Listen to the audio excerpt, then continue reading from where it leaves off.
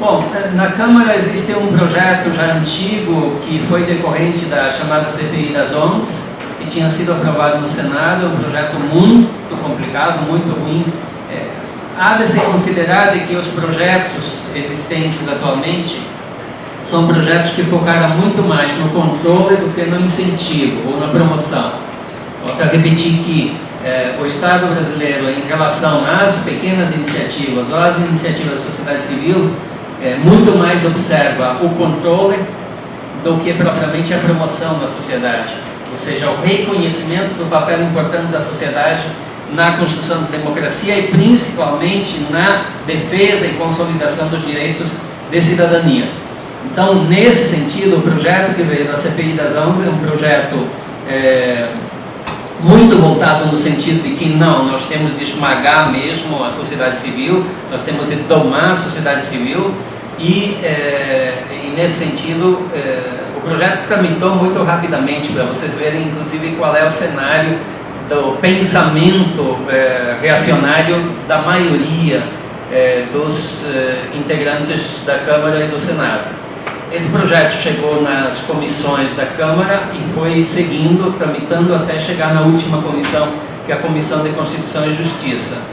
Nesse período veio o projeto do Senado, que é o 649, que foi também juntado, portanto, juntado ao projeto já tramitado na Câmara.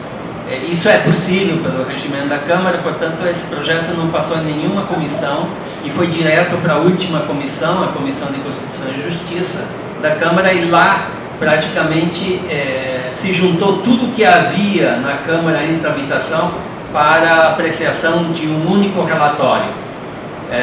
O relator designado tinha sido o deputado Ricardo Benzoini, do PT de São Paulo, que fez um relatório conjunto e rejeitou todos os demais, eram 25 projetos em tramitação na Câmara, rejeitou todos os demais e adotou como substitutivo único, um projeto único, não o projeto que veio da CPI das ONGs, que já tinha sido modificado por ação, por sugestão de um deputado do PSDB de Minas Gerais, o deputado Eduardo Barbosa, e que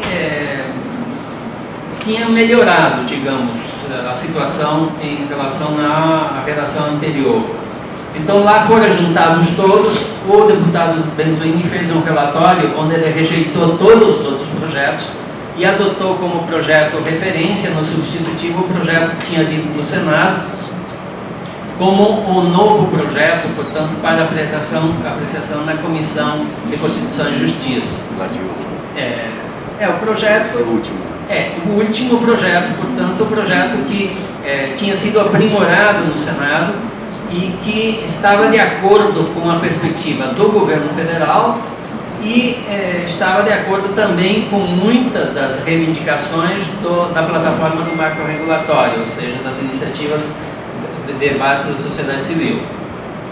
Esse projeto foi feito substitutivo, o Benzoini saiu, foi para o Ministério e assumiu um novo relator, um deputado de Santa Catarina chamado Décio Lima, do PT também, que adotou o relatório do deputado Benzoini e encaminhou o projeto para aprovação na Comissão de Constituição e Justiça. Ele já está na pauta da comissão, portanto deve ser apreciado nas próximas sessões. Não nessa semana, porque nessa semana a comissão vai se dedicar a audiências públicas, mas provavelmente na próxima semana, tudo dando certo. Houve um pedido de vistas do projeto na semana passada, já devia ter sido votado, mas ele deve ser apreciado numa sessão da comissão na próxima semana. Esse projeto, se aprovado na Comissão de Constituição e Justiça, ele vai para a apreciação no plenário da Câmara. Sendo aprovado no plenário da Câmara, ele vai para a sanção presidencial. Então, o governo, na verdade, está trabalhando com a proposta positiva, ou seja, otimista, digamos, que ele seja votado na próxima semana na Comissão de Constituição e Justiça e vá para plenário na outra semana, para estar pronto para o dia 21. O dia 21 é nevrálgico, porque o dia 21 é a abertura do segundo seminário internacional do marco regulatório, que o governo está puxando para se realizar aqui em Brasília. E seria mais ou menos o que ocorreu com o Marco Civil da Internet. Então a ideia é que seja aprovado até dia 21 para a presidenta poder sancionar na abertura do seminário, e com isso seria uma resposta, digamos, uma resposta do executivo ou da presidenta a uma carta assinada pela presidenta antes de ser eleita, dizendo que no seu governo iria aprovar o marco regulatório da relação Estado-Sociedade Civil. Isso é positivo? Sim, isso é positivo. Então, aí eu entro um pouquinho dentro da proposta, apenas para não me delongar demais. A proposta, a plataforma do marco regulatório, enfim, essa articulação de organizações da sociedade civil, está apostando na aprovação do projeto. Se vocês perguntarem se estamos satisfeitos com o projeto, a resposta é não. O projeto não é suficiente, mas como se diz, é o possível. Eu pessoalmente não sei se é o possível, mas enfim, é um projeto melhor do que a situação anterior efetivamente é. Então aí eu queria destacar um pouquinho os pontos positivos. Vou me valer de uma pequena anotação nesse sentido, porque a minha cabeça também não é totalmente... Chama de cola. Isso é cola, né? Então,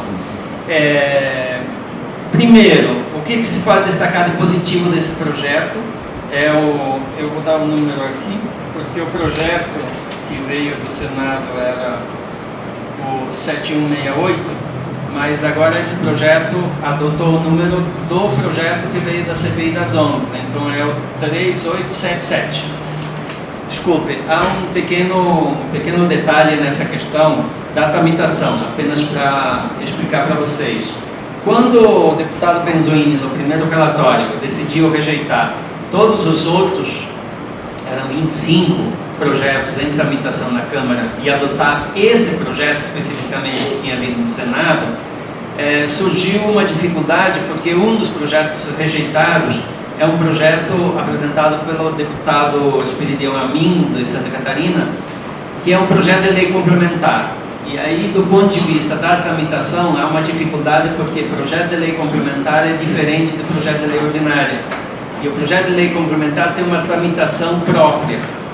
Então, quando o Benzoini propôs a rejeição de todos os projetos, o Espiridião Amin levantou a questão dizendo que, se o projeto dele fosse rejeitado, ele se mobilizaria para impedir a tramitação do outro projeto, porque o projeto de lei dele é complementar e não ordinário, não poderia ser apensado e rejeitado. Então houve uma reunião no Palácio do Planalto, onde o deputado Amin foi chamado, junto com o Décio Lima e com o Benzoini, onde se chegou ao acordo seguinte: o projeto de lei ordinária tramita, Comissão de Constituição e Justiça plenária, e depois vai para a sanção, e o projeto de lei complementar do Espiridião Amin também continua tramitando separadamente, portanto ele não vai ser rejeitado, ele simplesmente vai ser retirado dessa tramitação e ele continua tramitando à parte, com o apoio então dos deputados ligados ao Palácio do Planalto. E ele seguirá então para aprovação na Câmara e depois seguirá para o Senado, para apreciação do Senado, ou seja, uma tramitação mais lenta. Qual é o problema? O problema é que é um projeto de lei complementar.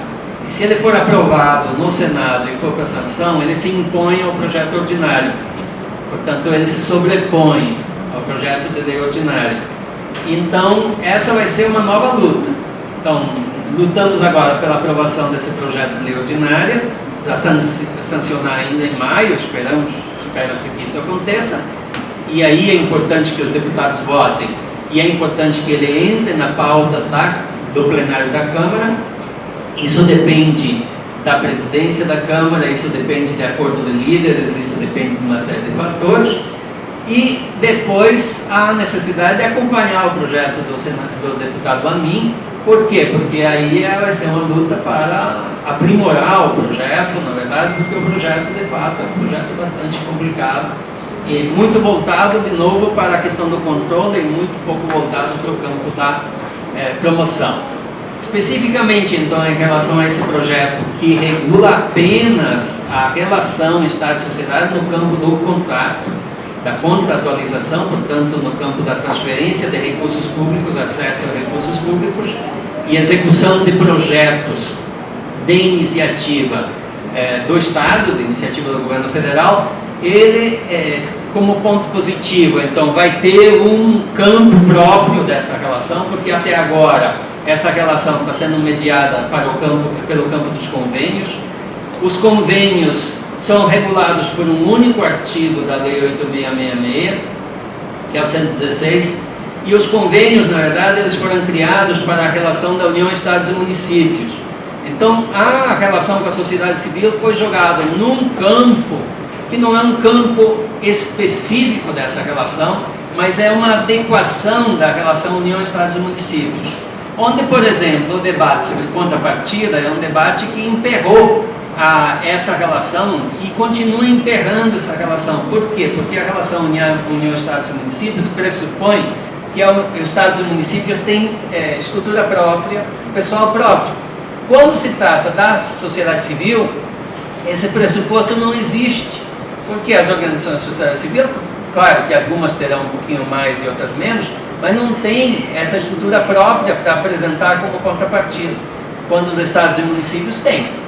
Então essa dificuldade é um obstáculo então disponível para poder resolver. Claro que ocorreram convênios assim meio ajeitados aqui, ajeitados aí, mas não é uma regulação própria independentemente do campo dos convênios. Então a lei vai proibir que a relação Estado e sociedade seja mediada por convênios, isso fica claro, apesar de que ainda a lei não propõe uma plataforma específica dessa relação.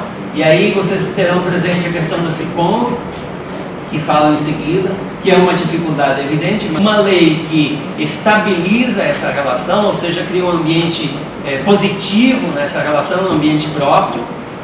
Isso é um ponto positivo que eu queria destacar. Segundo, a lei vai valer para a União, Estados e Municípios. Um detalhe importante nesse sentido é que a reação das prefeituras é negativa em relação à lei. Por quê? Porque as exigências que a lei vai impor para o poder público são muito grandes. Isso vai ser um ponto negativo que eu quero destacar. Por quê? Porque provavelmente será muito mais fácil para o poder público não contratar do que contratar. Porque se contratar vai se submeter a tantas obrigações e a tantas responsabilidades que as pessoas vão dar um passo atrás. Na medida em que o agente público for responsabilizado, por exemplo, por um contrato, ele vai simplesmente dizer, não vou contratar. Então isso pode ser uma dificuldade futura? Pode. E isso pode principalmente inviabilizar o acesso por pequenas organizações. Ou seja, o agente público vai pensar o seguinte, não, se eu contratar uma pequena organização, ela vai me dar dor de cabeça. Então eu vou contratar uma grande organização, que tem estrutura, que eu confio, que pode resolver os problemas facilmente. Então isso é uma dificuldade da lei, mas de qualquer maneira é positivo na medida em que vai valer para todo mundo. Não vai ter uma regulação para estados, uma regulação para o município, uma regulação no governo federal. As parcerias vão ser mais fluidas, ou seja, cumprida a lei, isso dá uma estabilidade, uma possibilidade maior. E um ponto positivo que eu queria destacar é que a lei incorpora a ideia de execução de projetos, de planos de trabalho em rede. Vocês vão ver que isso tem aspecto positivo e um aspecto negativo, mas de qualquer maneira a gente considera que é um avanço em relação a essa possibilidade de executar um programa utilizando recursos públicos e executar esse programa em rede, onde uma entidade será a cabeça que responde pelo conjunto, mas pode permitir que os recursos cheguem a várias organizações que estão integradas nessa rede. Entre os aspectos negativos, vou tentar ser bastante breve. Entre os aspectos negativos, a primeira questão é de que não está claro o tema da classificação, ou seja, se mistura muito as organizações de sociedade civil, porque hoje em dia a organização de sociedade civil passa desde iniciativas no campo da economia solidária até a associação, a gente sempre cita esse exemplo porque acha engraçado, a Associação Nacional de Criadores de Gado Zebu, né? Enfim, vocês têm uma gama imensa de iniciativas da sociedade civil. Então, como distinguir uma coisa de outra? Vocês sabem que houve uma tentativa no governo Fernando Henrique Cardoso de fazer essa distinção através da criação da lei das UCIPs, que não, cá entre nós, não funcionou.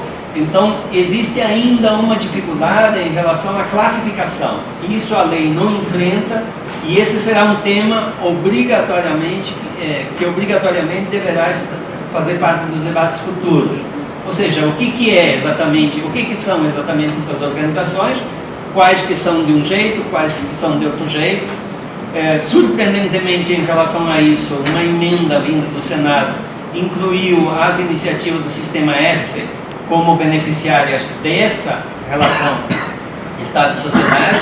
Há uma dificuldade em relação a esse tema. Vocês sabem que a estrutura do Sistema S, desse serviço SESC, SENAC, etc. e tal, é uma estrutura que está voltada, teoricamente está voltada para os trabalhadores, mas é dominada pelo sistema patronal. Então, essa dificuldade de poder distinguir uma iniciativa que efetivamente estivesse na mão dos trabalhadores, mas que na verdade não está, né? E há uma nebulosa em relação a esse tema, mas foi jogada lá dentro também por uma emenda apresentada pelo Sérgio Petecão, o senador do Acre. Não sei se tem alguém aqui do Acre.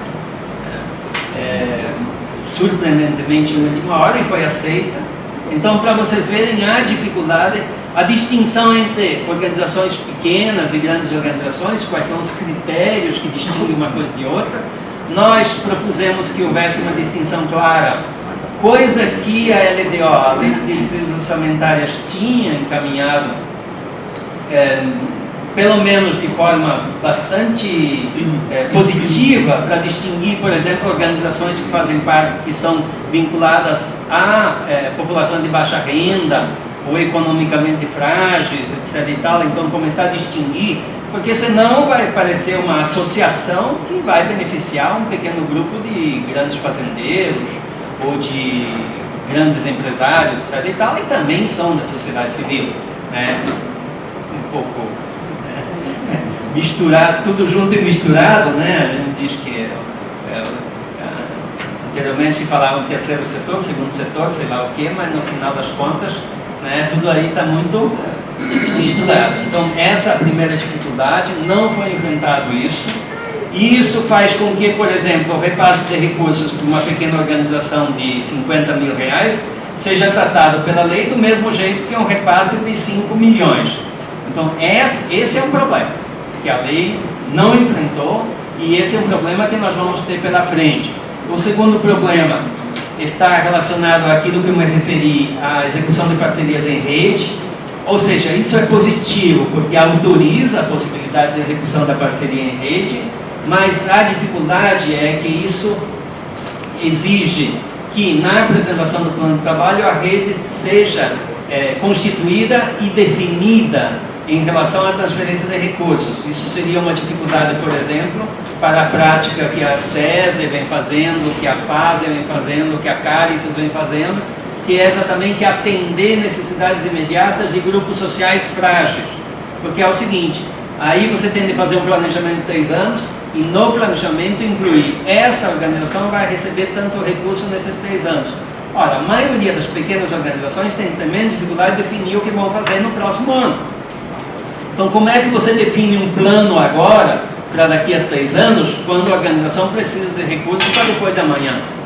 Então, isso vai ser uma dificuldade, não se sabe como, teoricamente, é possível mudar essas organizações que vão receber o recurso, mas desde que isso seja aprovado pelo ministro, no caso de vocês imaginem uma aprovação, eu não posso apoiar essa entidade, eu gostaria de apoiar essa, então eu encaminho todo um processo que vai ter de chegar na mesa do ministro, para o ministro autorizar e depois devolver. Isso significa um processo que a gente sabe que é tremendamente complicado do ponto de vista da burocracia, mas isso é uma questão que terá de ser enfrentada na regulação. O terceiro ponto é o da contrapartida. efetivamente o projeto não exclui isso. Foi uma luta difícil, complicada, com a incompreensão principalmente de setores no governo, e sejamos sinceros nesse sentido, principalmente na área de receita, fazenda, etc. e tal. Isso é um problema que se enfrenta, inclusive, por exemplo, na relação com o BNDES, vocês sabem disso, onde o pensamento do gestor é um pensamento seguinte: não, eu estou tratando com estados e municípios que têm sua própria estrutura, eu não vou exigir a contrapartida. BNDES, para vocês terem uma ideia, aprovou um projeto de apoio a cooperativas, pequenas cooperativas da agricultura familiar, e exigiu 50% de contrapartida em bens e serviços. Ou seja, isso não está regulamentado, não. Não está regulamentado, mas está sendo exigido. Por quê? Porque a lei abre a possibilidade de exigência, não é que seja obrigatório, mas diz pode se exigir. Então o cara vem e exige 50% de contrapartida. Tudo bem, você pode apresentar serviços ou patrimônio,